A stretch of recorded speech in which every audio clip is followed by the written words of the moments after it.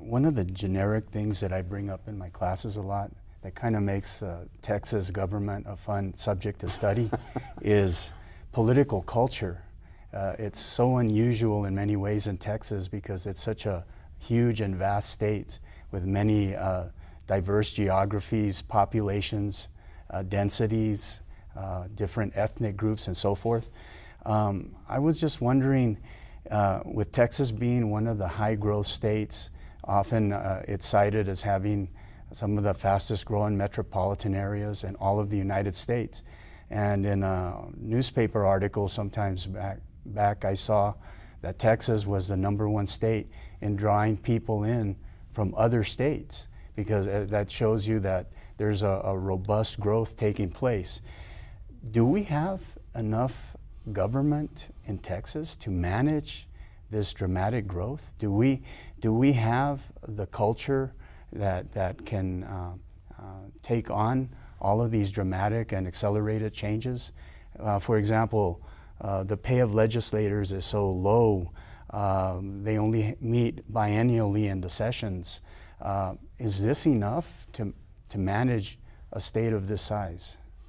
Well, I want to frame this issue this way. Government is us doing together that which we cannot do alone. Mm-hmm. And from the early days of our republic, getting an army to counter the British in Boston was a huge endeavor, and it defined what the national government was to do. In the early days, trying to get a road from here to there, just to connect one city to the next, was what local governments did, and then state governments did. And so, when you take away the rhetoric and this current hysteria, I would call it, about let's starve government, let's kill it, let's shrink it, let's get rid of it, I think that's all ill-founded rhetoric. I think if you ask Americans what is government, government for them has been the public education system for the most part. And if you said you want to get rid of the public education system, they would say, have you lost your mind? And if you asked other Americans what is government to you, they'd say, it's my brother the Marine. And he has spent his whole life in a uniform making sure that we have freedom around the world. Do you want to get rid of the Marines? No, I don't want to get rid of the Marines. More of us as citizens need to say that. Quit attacking the public education system by saying you're going to defund it. You're trying to create government as some sort of a monster. Government is us. It's us doing things that we just can't do alone. That's really the essential definition. So if you come to Texas today, which is 26 million people, there's really 5 regions of Texas. If you go back into Texas history, it's embedded in the Constitution that these regions could evolve as states. The question is, do we have a role for government that is defined with success going into the future? I would say the last 10 years have been a disaster because we've not made the appropriate public investments in education, infrastructure, security, and health that we need to make to compete. That really should be the test that we ask people that are running for office.